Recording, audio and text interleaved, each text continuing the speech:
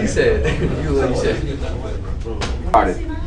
Write the polynomial function of least degree with integral coefficients that has the given zeros. I'm going to ask you a problem just like this on the quiz and the test. I'm going to give you the zeros. You're going to have to take those zeros and convert them to their factors, and then convert the factored form into the polynomial by doing the FOIL method and other distribution. So let's do it. This is very easy if you're disciplined to stick with it. Alright, so I've got 3 factors because I've got 3 roots, 3 zeros. Okay, so what factor goes with negative 15? Positive x plus 15. What goes with 4? X minus 4. Yeah. Yep. So x minus 3. Okay, so those are our 3 factors of this polynomial. We don't even know what the polynomial is. We just know what its factors are. Now we're going to multiply just by using the good old FOIL method. We're going to do 2 at a time. We're going to do these 2, and then we'll come back, whatever that is, we're going to multiply it by x minus 3. So let's FOIL it. So we're going to do x times x, that's x squared. Yes, having trouble. Who's calling you, guys? Alright, let's go ahead and do that. Go ahead and work on that. Who's calling? Alright, so we are FOILing this. And as we FOIL, we get x squared, and then we get negative 4x, and then we get 15x, and finally negative 60. Okay, of course you can combine your like terms. So we'll have x squared plus 11x minus 60. Alright, now this expression is now going to get multiplied by x minus 3. So we can just distribute. I don't really care which one you start with. It doesn't really matter. I mean, you can distribute all 3 of these onto each of those, or distribute these 2 onto all 3. I don't care how you do it. I like to go from left to right generally, so I'm going to do x squared times x. Let me just write it right here. X minus 3. Alright, so what do we get? X cubed. X squared times negative 3. Negative 3x squared. Now 11x times x. Now 11x times negative 3. Negative 33x. Okay, now negative 60 times x. And finally, negative 60 times negative 3. Positive 180. Alright, now, from this, we can combine some like terms. We can put the x squareds together. We can put the x's together. So we end up with x cubed Plus 8x squared minus 93x plus 180. Excellent. Good job. Done it. That's a point. All right? That's a point for everybody. Excellent. All right. That's a point for everybody right there. That's a point, guys. Gunner just got y'all a point. Thank you. That's Bob.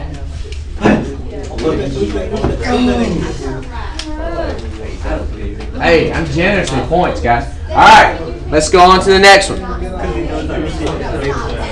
So why did Tim push up? All right. We'll go back to it. Okay, this time, these are your 3 roots. We got 9, we got 1 minus 3i, and we've got 1 plus 3i. Okay? Actually, what if I did this? All right, what if I just said those are two of your roots? Exactly. Okay, so if they give you just one imaginary root, that means that you actually have 2 imaginary roots, and the other one is the complex conjugate. Okay, so we got to write out the factors again. X minus 9. 1 plus 3i. No, it'd be X minus 1 minus 3i. Okay. All right, and then x minus 1 plus 3i. I know it gets ugly when you start dealing with these imaginary numbers, but it just is what it is. All right, now let's go ahead and multiply the imaginary parts together using the FOIL method like we did earlier. Okay, so x times x is x squared. X times negative quantity 1 plus 3i. Remember, treat the x as a negative. So negative x times 1 is negative x. Negative x times 3i is negative 3ix. Alright? Now we do negative quantity 1 minus 3i times x. So, again, negative x times 1 is negative x. And then negative x times negative 3i is positive 3ix. Okay, the last requires us to multiply the conjugates, and when you multiply conjugates, you're going to end up with a whole number or an integer. All right. So you multiply the first two together, or the first terms together. So 1 times 1 is 1. Then you multiply the last terms together. Negative 3i times 3i. Negative 9 squared. There you go. All right. What do I do with the I squared? Make it a positive. Make it a positive. Now you can combine some like terms and cancel some like terms. Cancel these. X squared. Combine these two. So x squared Plus 8. minus 2x plus, well, no, plus 10. Yeah. Alright. So x squared minus 2x plus 10 is the factor, alright, when you combine those imaginaries. Now we got to multiply by x minus 9. I'm going to put it in front this time. Okay, so distribute. X times x squared is? It'll be x cubed. X times negative 2x. 2x. X times 10. 10x. Negative 9 times x squared. 9x squared, coach. Negative 9 times negative 2x. 18x squared. 18x, coach. Squared, you're right. No, x. Oh, I told you, coach. No, you're right. Alright. Negative 9 times 10. 90, coach. Negative 9. Alright. So, you're going to put your x squares together. You're going to put your x's together. And you get x squared cubed minus 11x squared. Plus 28x minus 9. There you go. Yes, please. Okay? Yes, Very easy. So, we just took the 3 zeros that we were given.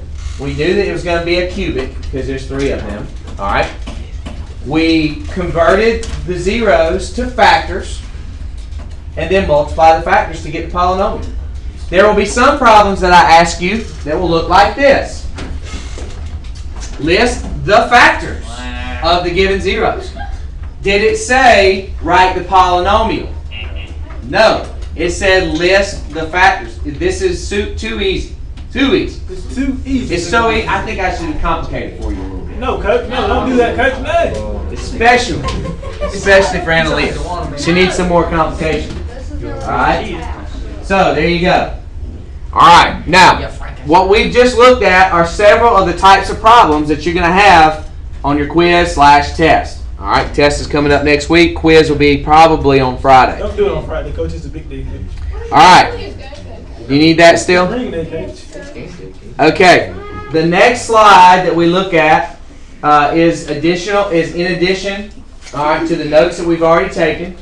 We're going to take just a few more notes, and we're going to. This goes back to what we saw in the video yesterday with the guy that was doing listing all those possible rational roots.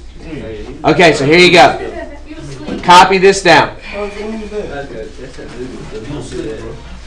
So the rational root or zero theorem says that if we let f of x be a polynomial with integral coefficients, that means your coefficients are integers, the possible rational zeros of the function are the ratios or fractions created by the factors of the constant and the leading coefficient. So that doesn't mean anything unless we see an example. It doesn't mean anything to you unless you see an example. So here we have an example. All right, now, call this number 4 if you want. Here we have a function, 3x cubed plus 8x squared minus 10x plus 12. It's not a really, I mean, it's just any old, you know, cubic function. It's long. It's not that big of a deal.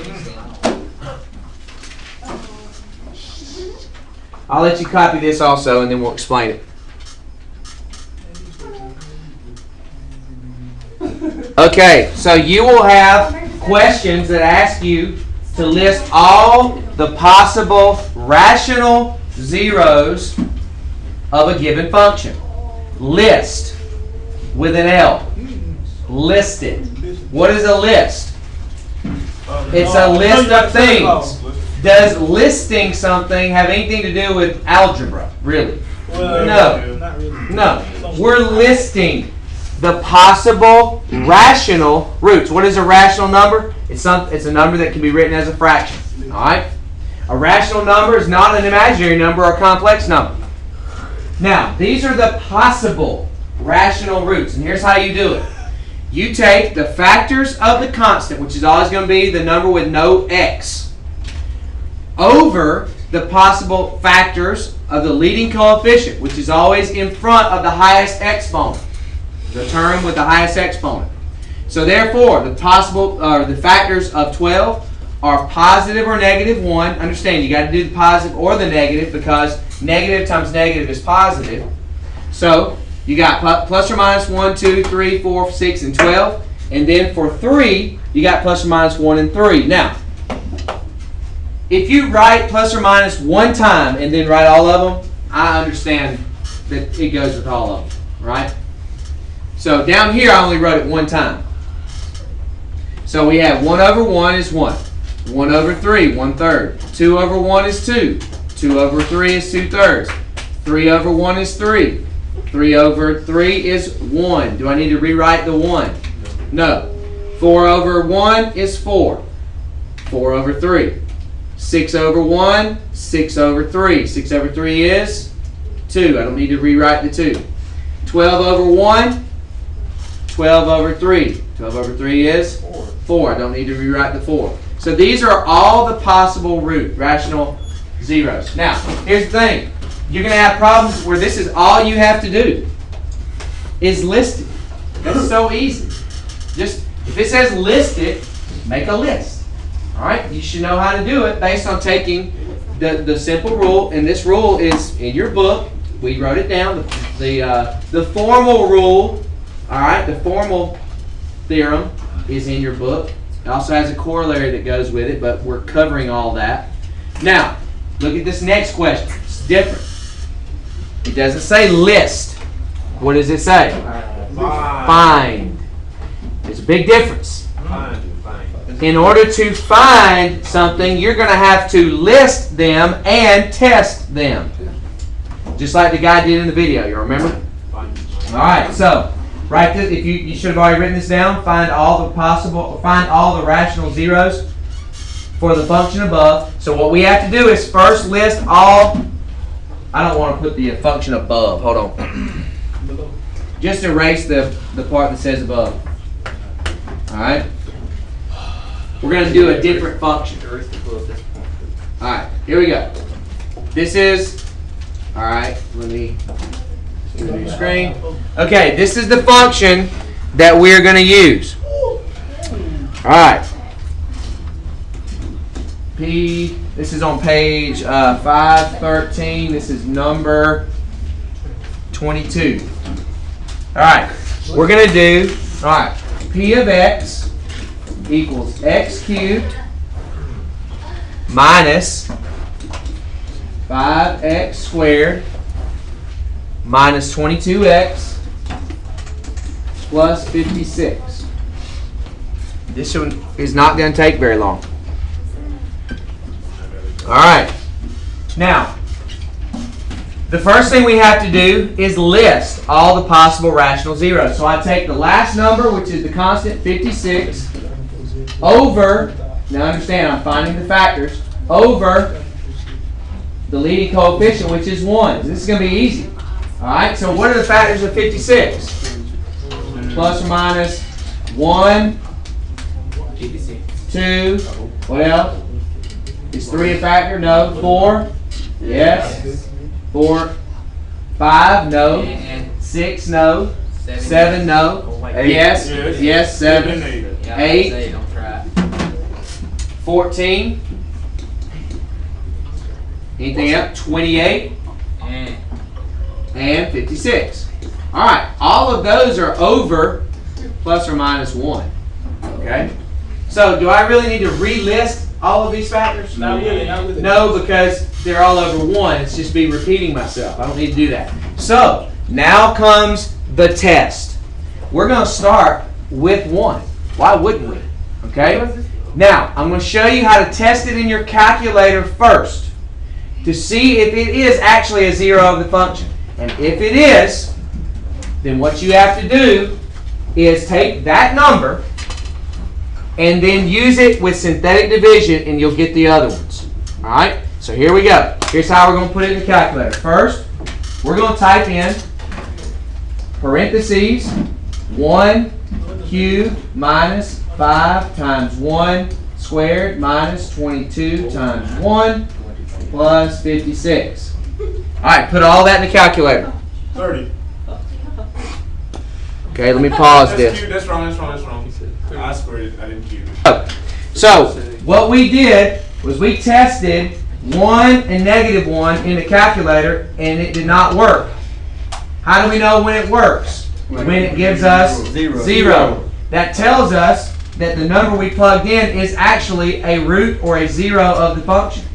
So, the first one that worked was 2. Alright? So, since the 2 worked, now we're going to do synthetic division using the 2. We can do it over here to the side. Alright, so here we go. 2, and then our coefficients are 1, negative 5, negative 22, and 56. Alright, so we're going to pull that down. 2 times 1 is 2, then negative 3, then negative 6, then negative 28, and then negative 56. It should work out nicely because we know that it's a root. So the depressed polynomial is x squared minus 3x minus 28 equals 0. Now, we might be able to factor that. I think it will factor. Or we can use a quadratic formula. You can always use a quadratic formula because it will always work. But can this factor? Yes. What does it factor into? X. Yeah. X minus 7, X plus 4. Excellent. So what are the 2 remaining roots? 7 and negative 4. Alright, so what are our 3 roots to this problem? 7, negative 4. There you go. So what did we just do? First, we listed all the possible rational roots.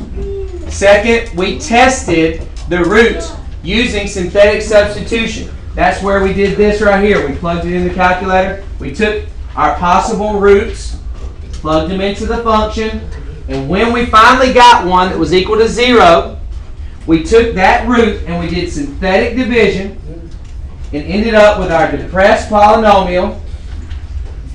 We were able to factor that depressed polynomial to find the 2 remaining solutions. So our final answer is 7, negative 4, and 2. So that wasn't really hard. And really, is this any different than what we did yesterday's homework? The only additional concept is finding the possible rational roots. All right? So, let's do another one. All right? Here we go. This is number... This is number 20. This is number 31. Number 31 on page 513. All right. The function is p of x equals x cubed plus 3x squared minus 25x plus 21. Okay, so the first thing we need to do when we're finding all the rational roots understand what I said. Rational roots. I didn't say all the roots. All the rational roots. All that we're going to have for this one probably going to be rational roots. Well, I don't know. If it's imaginary, that's not rational. It's imaginary. Okay? So let's just see what happens. So we're going to take the leading coefficient of 1 and the constant 21. So what are the factors of 21? 1 plus or minus 1, 3, 7, 21. There may be a way to the calculator will do it, yes. Alright. And then the factors of 1 are just positive and negative 1. So we don't need to relist these factors or relist these ratios because anything over 1 is itself. So let's start testing. So we're going to use synthetic substitution. So we're going to have, we want to try P of 1. So P of 1 equals 1 cubed plus 3 times 1 squared minus 25 times 1 plus 21. Let's just see if we can do this in our head. This should be easy. Alright, 1 plus 3 is 4. Minus 25 is negative 21. Plus 21 is? That works. 0. That works. Very good. So we found one of them. 1 is a root. So once we find that root, we go straight to synthetic division. So 1, and then the coefficients are 1, 3, negative 25, and 21. Okay, so do the synthetic division. Bring down your 1. 1 times 1 is 1.